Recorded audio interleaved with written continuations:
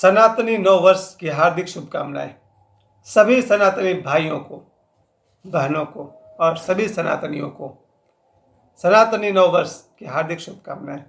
यह जैसा मैंने आपको बहुत पहले भी बताया था कि 30 मार्च 2025 को शुरू होगा, यानी कि मनाया जाएगा सनातनी नव वर्ष। और कल 30 मार्च 2025 है, दिन रविवार है और हम सब सनातनियों के लिए नव वर्ष आ चुका है। विक्रम संवत के हिसाब से कल 2082 शुरू होगा। 2082 कल शुरू होगा, यानी 2082 विक्रम संवत का कल पहला दिन है। ये हमारा नव वर्ष कैसे मनाया जाता है, इसका अपना ही तरीका है। ये शुरू होता है चैत्र नवरात्र के साथ में। प्यारे भाइयों, आप याद करिए, बचपन से आज तक हम सब अधिकांश लोगों ने 1 जनवरी को नव वर्ष मनाया, न्यू ईयर मनाया, इस बार भी मनाया, क्योंकि बचपन के संस्कार है। जब सारी दुनिया हैप्पी न्यू ईयर कर रही है तो हम कैसे पीछे रहेंगे। हमने भी हैप्पी न्यू ईयर कर लिया, लेकिन फिर भी हम जानते थे कि सनातनियों का नव वर्ष तो 30 मार्च को आने वाला है, और वो 30 मार्च कल आ गया। प्यारे दोस्तों, नवरात्रि जिससे शुरू होता है हमारा नव वर्ष, यानी कि देवी माँ के 9 रूपों की पूजा। और आज मैं बात करना चाहूँगा देवी माँ के 9 रूप। हमारे जीवन में भी जब बेटियाँ 9 रूपों में प्रकट होती है, ये मेरा अपना फिलॉसफी है कि कैसे बेटी 9 रूप में हमारे जीवन में आती है, और 9 से अधिक रूप में भी आती है। कि 9 रूपों की जो हम पूजा करते हैं, नवरात्रि से शुरू होता है हमारा नव वर्ष। और इसी में जैसे कल हो जाएगा पहला दिन नवरात्रि का, चैत्र नवरात्रि का, शुक्ल पक्ष से शुरू होता है। उसी तरह से 3 तारीख को पड़ जाएगा छठ, चैती छठ, जो हम लोग बचपन में खूब मनाए हैं और अभी भी हम इंतजार कर रहे हैं। आज से 3 दिन बाद, 4 दिन बाद छठ आने वाला है, चैती छठ। यही मेरे घर के पास पड़गावा तालाब में आप देखेंगे, मैं दिखाऊंगा अपने वीडियो पर, सैकड़ों लोग छठ पूजा पर पहुंचेंगे इस पड़गावा तालाब के पास में, और हम सब मना रहे होंगे चैती छठ। वो मैं आपको अपने वीडियो में दिखाऊंगा समय आने पर। इसके बाद फिर आ जाएगा 6 तारीख को आ जाएगा रामनवमी, यानी कि नव वर्ष के आते ही 3 पर्व तो लगातार, नवरात्रि, इसके बाद आ जाएगा छठ, इसके बाद आएगा रामनवमी। और क्या चाहिए, नव वर्ष की शुरुआत इन 3 महापर्वों के साथ। और इसके साथ साथ एक धारणा भी मजबूत करते जाए कि हम महिला का, स्त्री का, बेटियों का 9 रूप में खूब सम्मान करेंगे हमारे जीवन में। जैसे नवरात्रि कल शुरू होगा, 9 देवियों की हम जब पूजा करते हैं, प्रथम शैलपुत्री, ब्रह्मचारिणी, इस तरह से मैंने अपना विचार किया कि जो नवरात्रि से हमारा नव वर्ष शुरू होता है, इसका संदेश क्या रहा होगा। इसका संदेश रहा होगा स्त्री के 9 रूपों में पूजा की जाए, सम्मान की जाए, उन्हें उचित स्थान दिया जाए।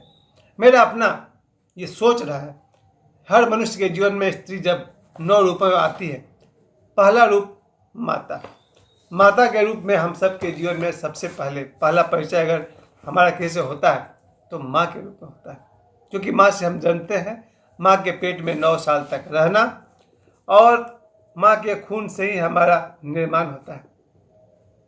9 महीने तक माँ के पेट में रहकर हमारा शरीर तो बनता ही है, हमारा मानसिक संस्कार भी बनता है, क्योंकि माँ जैसी होगी, जैसे विचार करेगी, जैसी जिंदगी जिएगी, उसका छाप पड़ने वाला है। याद रखिए, अगर माँ धार्मिक प्रवृत्ति की होगी तो हो सकता है बच्चा भी धार्मिक प्रवृत्ति का होने लगे। माँ अगर क्लब में डांस, पार्टी, वाइन सब शुरू कर दे तो हो सकता है बच्चा भी बहुत बड़ा स्टाइलिश निकलेगा। खैर, प्रथम रूप है माँ का। हम लोग जो सनातनी जो नव वर्ष मनाते हैं, सबसे पहले माँ के रूप में स्त्री का खूब सम्मान होना चाहिए, करना चाहिए हम लोग को, क्योंकि माँ से जन्मते हैं, माँ ने पेट में रखा, माँ ने पालन पोषण किया, माँ ने जीवन भर अपने बच्चे की परवाह की। जहाँ तक हो सकता है औसत माँ जो होती है, एवरेज मदर, जब तक जीवित रहती है उसे अपने बच्चों की चिंता लगी ही रहती है। अपवाद होता होगा 1-2%, लेकिन अधिकांश माँ का स्वभाव है अपने बच्चे की चिंता करना। और माँ के बाद दूसरे रूप में हमारे जीवन में जो स्त्री का, बेटी का आगमन होता है, वो है बहन। देवी का अगर मैं दूसरा रूप मानूं तो बहन, माँ की देन है बहन। सौभाग्य रहा किसी का तो भगवान उसको बहन भी देते हैं, और इस तरह से हमारे जीवन में देवी का दूसरा रूप बहन के रूप में प्रकट होता है। ये मेरा अपना फिलॉसफी है, किसी धर्म ग्रंथ में नहीं लिखा हुआ है कि अगर देवी को हम 9 रूप में पूज रहे हैं, वो 9 रूप मेरी दृष्टि में कैसे है, कैसे देवी 9 रूप में मेरे जीवन में आई, आती हैं, आगे भी आएंगे। तो दूसरा रूप मैंने आपसे कहा बहन का। बहन भी लगभग अगर बड़ी बहन है तो माता के समान ही वो हमारा देख रेख और पालन पोषण करती है और थोपियाते भी रहती है, पीटते भी रहती है। बड़ी बहन का थप्पड़ भी खाना पड़ता है, वो डांटना पीटना लगभग माँ वाला नेचर रहता है बड़ी बहन का। डांटेगी भी, पीटेगी भी, खाना भी खिलाएगी, सुलाएगी भी। तो दूसरा रूप है देवी का बहन के रूप में। और अगर छोटी बहन है तो पुत्री समान उसका देखभाल करिए, उसको खिलाइए सुलाइए। तो ये देवी का दूसरा रूप है। तीसरे रूप में देवी आपके सामने आएगी मित्र रूप में। आपकी classmate, college mate, tuition mate, आप जहाँ जहाँ जाते हैं, मैं पुरुषों के एंगल से बात कर रहा हूँ। स्त्री का तीसरा रूप है मित्र रूप। आपकी क्लास में जितनी लड़कियां हैं, बहन स्वरूप है, मित्र स्वरूप तो जरूर है। भले ही वो लोग आपकी माँ के पेट से जन्म नहीं लिया है, पर आपकी बहन के पैरेलल है, बहन के समान है। इतना तो माना जा सकता है कि वो बहन के समान है। तो ये जो मित्र रूप है स्त्री का, देवी का, इसका जीवन में इतना प्रभाव है कि आप जब तक आपका जीवन है, आप मित्र रूप में हमेशा देवी की तलाश करते रहेंगे। और जिसके जीवन में स्त्री अगर मित्र के रूप में नहीं है, कुछ अधूरा है उसका जीवन। तो मित्र के रूप में आएगी। उसके बाद चौथा रूप पत्नी। पत्नी के रूप में जब स्त्री का आगमन होगा आपके जीवन में, तो पत्नी के लिए तो मैं यही कहूँगा, उन्हें अर्धांगिनी कहा गया, उन्हें जीवन संगिनी कहा गया। अर्धांगिनी क्या है, जीवन संगिनी क्या है, वो हमें बताने की जरूरत नहीं है। 20 वर्ष की उम्र से लेकर के मरते दम तक कोई अगर आपके साथ है तो आपकी अर्धांगिनी, आपकी धर्मपत्नी। तो मेरे नजर में देवी का चौथा रूप पत्नी का रूप है। पहला मैंने माँ कहा, दूसरा रूप बहन, तीसरा रूप मित्र, चौथा रूप पत्नी।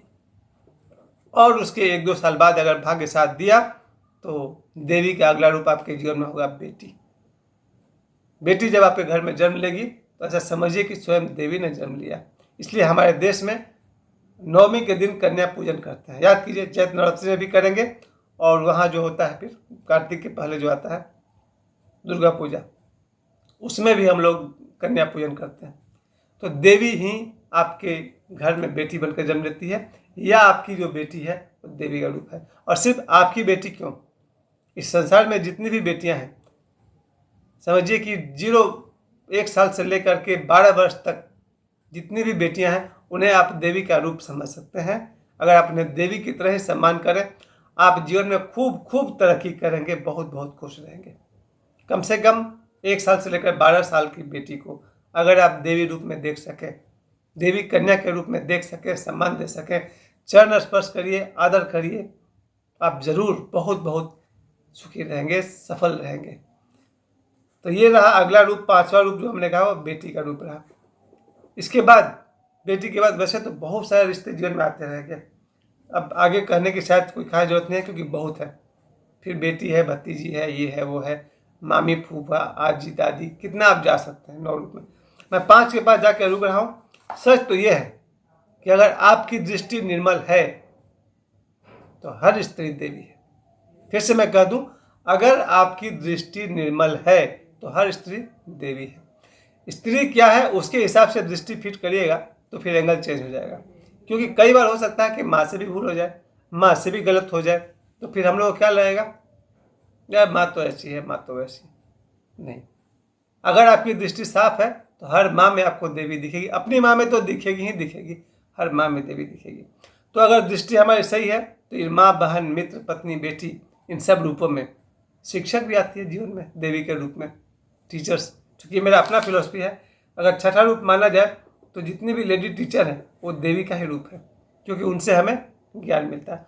और फिर जीवन में न जाने माँ के पैरेलल में सास है, कितने सारे लोग हैं। तो वापस आते हैं हमारे जो 9 वर्ष है सनातनियों का।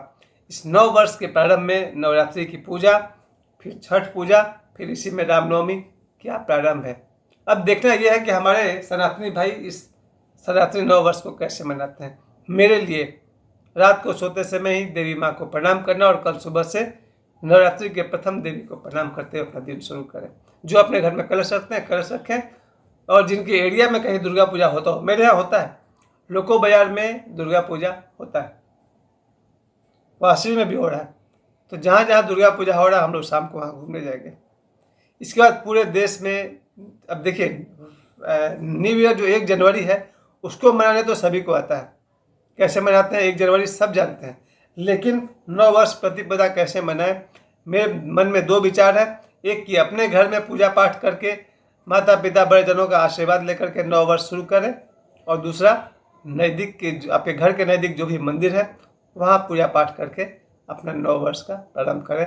आप अपना नव वर्ष कैसे मनाएंगे, हिंट्स आपको मिल गया होगा। मेरे तरफ से सभी सनातनी भाइयों को, सभी सनातनियों को नव वर्ष की हार्दिक बधाई, मंगल कामनाएं।